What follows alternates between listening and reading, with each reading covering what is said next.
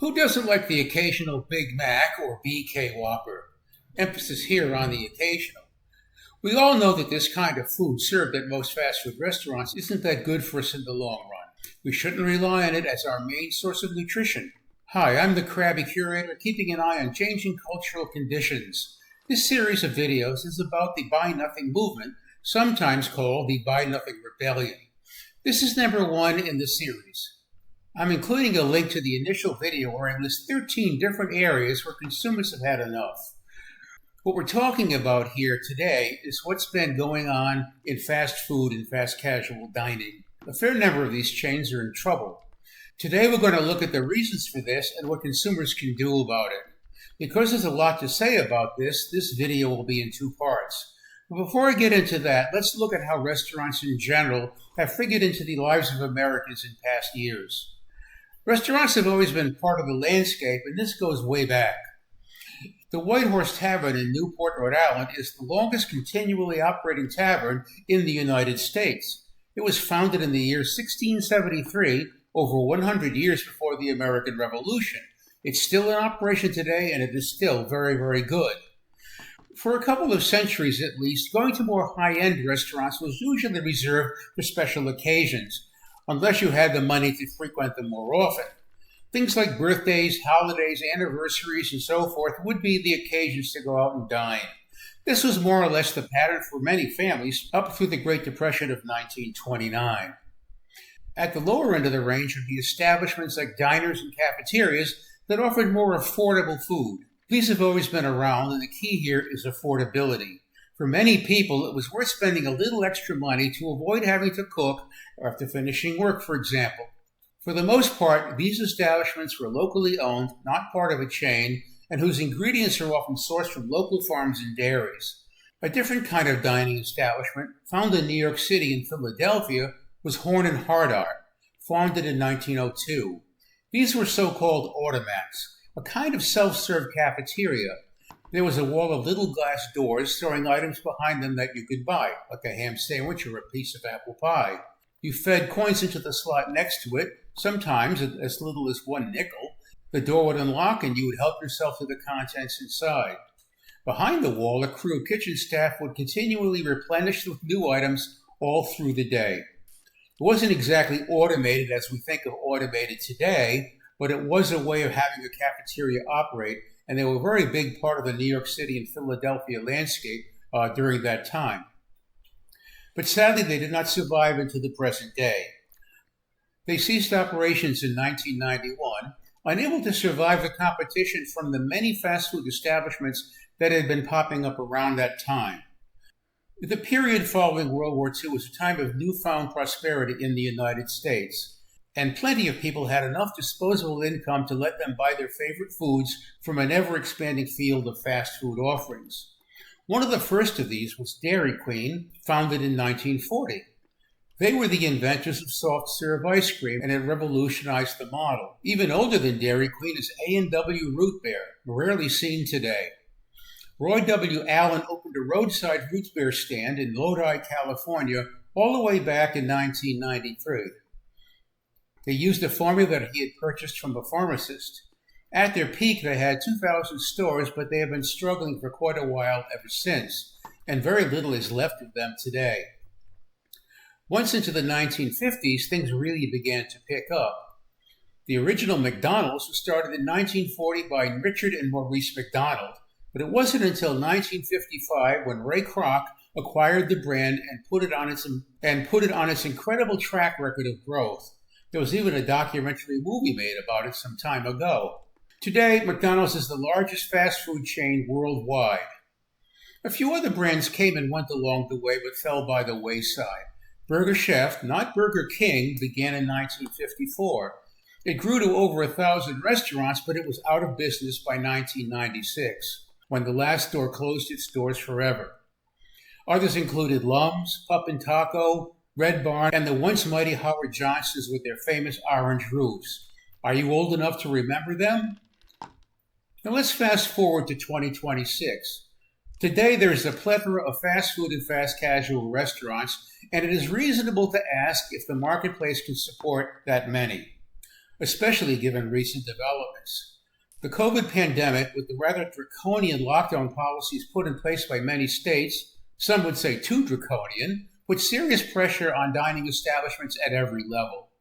This was followed by several years of fairly serious inflation, which had the effect of squeezing household budgets. When household budgets get squeezed, less essential spending gets cut, and many people would regard buying fast food as less essential. But the country has changed a lot since the prosperous 1950s and 1960s. One massive cultural shift that has to be noted is the decline of the ability of a single wage earner in a household to be able to afford a home, a car, and other living essentials for a growing family. With the advent of two-earner households, the long-standing tradition of eating at home and cooking at home and having meals together at home has been dying out. Personally, I regard that as a major tragedy in the way Americans live their lives. I'm not alone in this. When COVID hit, many people panicked because they could no longer visit their favorite fast food establishments, except possibly by waiting in the parking lot for a drop-off. In order to survive, many establishments set up pickup operations in their parking lots, trying to maintain social distance. All the chains had to suffer a much lower level of foot and drive-through traffic than they were used to. The ability to cook at home, once the norm for nearly every household for centuries, had been slowly dying off.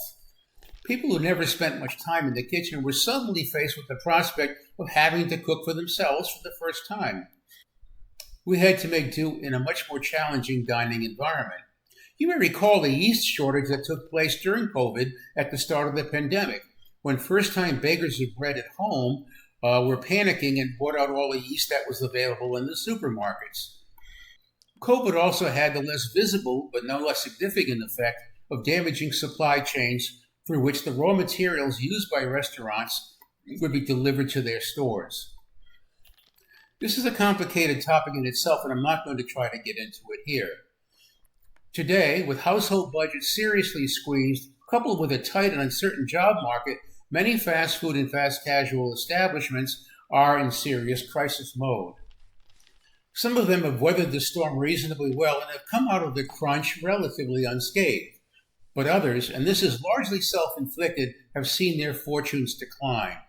If you spend any amount of time on YouTube and watch clips about good and bad fast food restaurants, no doubt notice that there's been quite a few of them lately, people identifying the good, the bad, and the ugly among fast food and fast casual establishments. There's quite a few of them out there.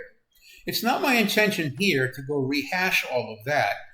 I'm not going to contribute yet another one of those videos here, but I will summarize some of the key findings and get into some of the key reasons why some within the fast food industry find themselves on the ropes these days.